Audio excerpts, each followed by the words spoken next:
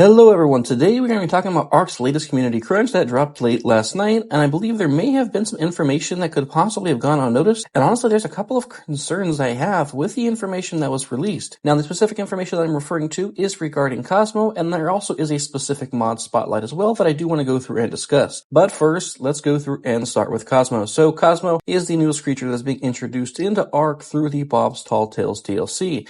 And there's just something does not add up. So let's go through this and take a look at what I am referring to. So first and foremost, we see that they introduced the dossier, and we can see on the dossier, just looking at the images here, we kind of know, you can see it being used as it's using its light source as a glow pet there against the Reaper. You can also see its cute little cuddly form, essentially indicating its shoulder pet, and then also its ability being used in the bottom right corner, basically ejecting web out from it, similar to what Spider-Man would do.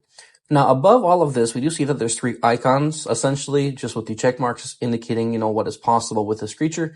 And we can see basically that it has the light bulb indicating the charge factor, the grappling hook, which actually indicates its swinging ability, similar to that of Spider-Man, and then also its web absorption ability and the ability to go through and shoot webs to slow creatures down. Nothing is a concern there. But going into it here, let's take a look. So basically it just says, here's our cute new fluffy friend, it's Cosmo, here's the dossier, and this small little guy can make a big difference. Now here is something else to note. He is skittish, meaning this creature in the wild is not going to be aggressive towards you, nor will they attack you. And then basically it's telling you that he himself also has a lot of predators and will constantly be running from them. Now essentially its special ability is it can go through and it will allow it to know when to turn its light on and off automatically.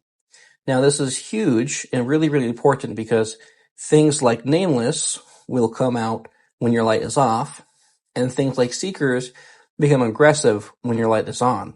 And you can usually get into a lot of trouble when doing caves or even going out into the blue or the red zone if you don't constantly manage this based on the environment or the things that are around you.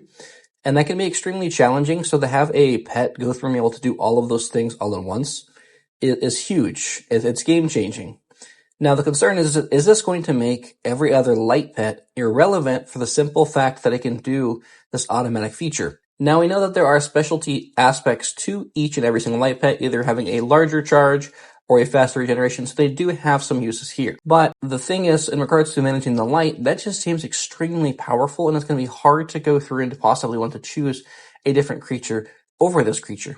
And the fact that this creature is locked behind a paywall with the Bob's Tall Tales DLC, meaning it's not accessible to everybody, could also be concerned. Now, I don't know how that light feature could technically affect something like PvP. I feel like it would be definitely more PvE oriented, but it is still something to concern if you're going to go through and decrease the value of other creatures by giving a new creature something very powerful like this. But that is still not the biggest concern. So under domestication here, we will never find out how to tame it. It doesn't specify here yet, but it does tell you what you can do once it is tamed. So essentially it's going to help you out of sticky situations by using it in a couple of different capacities.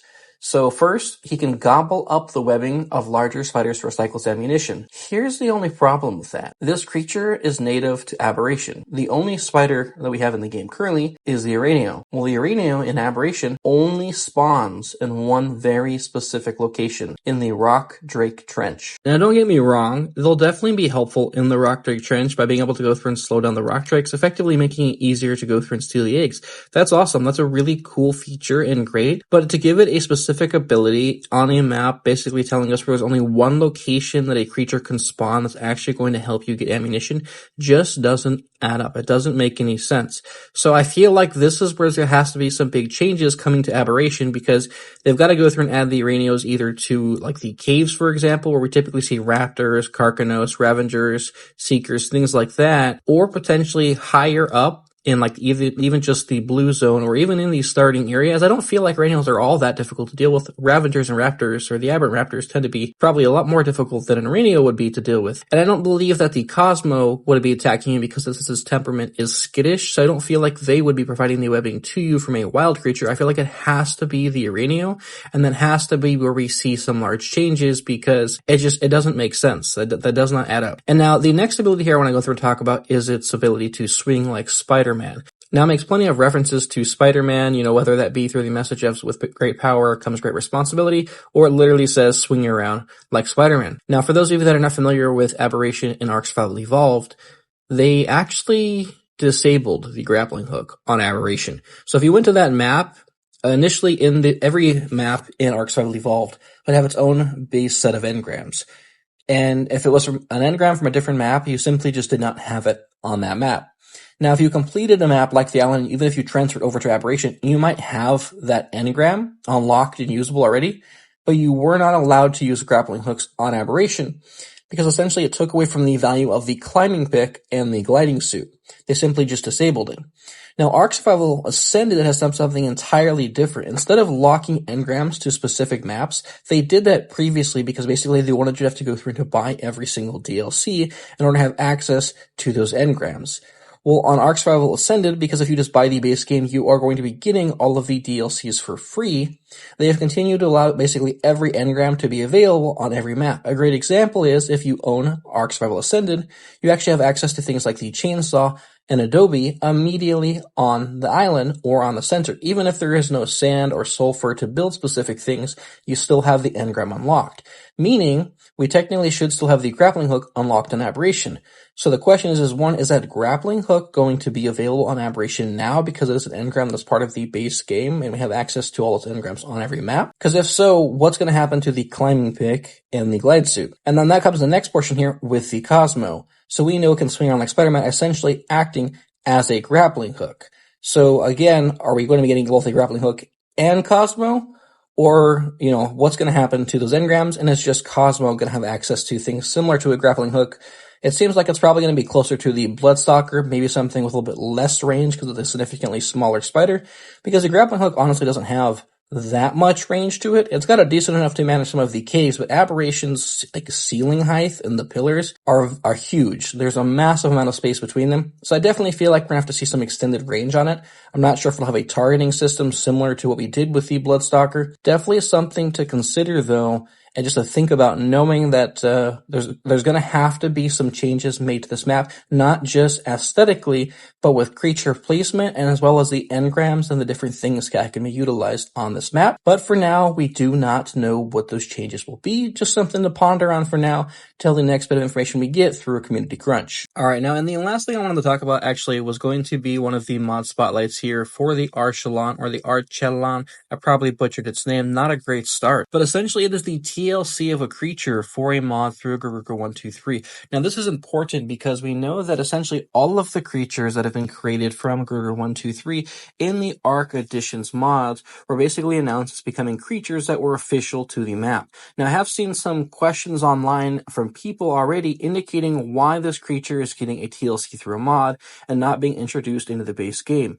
Well, there was another statement that was released. I honestly don't remember the source or if it was official, but they were essentially saying that going forward, every other creature that was included as part of the Ark Editions Ascended mods was going to receive some sort of change prior to being implemented into the game. So my honest thoughts here is that this TLC is essentially what some of those changes could be going forward for this creature. I believe they went through and updated the mod with the TLC to go through and to see how this creature specifically interacts with the rest of the environment and to basically watch its new abilities and see if those are balanced enough to be introduced into the actual game and if they feel it's a good fit. They would not want to go through and to add a brand new creature into the base game of Ark if they didn't feel like that creature is going to be in a good place. Now, it definitely does happen, but then we have to see nerfs and buffs and different changes made. So I think it's better that they did do it here through the mod as a TLC first because it's completely optional and won't ruin any experience on large servers or in PvP. It's simply a mod that can be downloaded to that specific server if it allows mods or in single player, which gives you more ability to go through and to test out the creature prior to being part of the base game.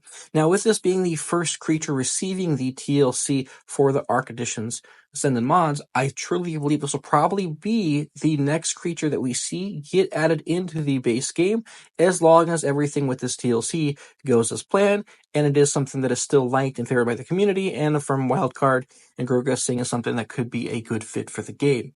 So I will definitely be doing a review on this TLC in the near future. but it's something to consider and just understand this TLC might be what we see get added. Alright, well, hope you enjoyed today's video. If you did, then please consider leaving a like and subscribing if you're not already.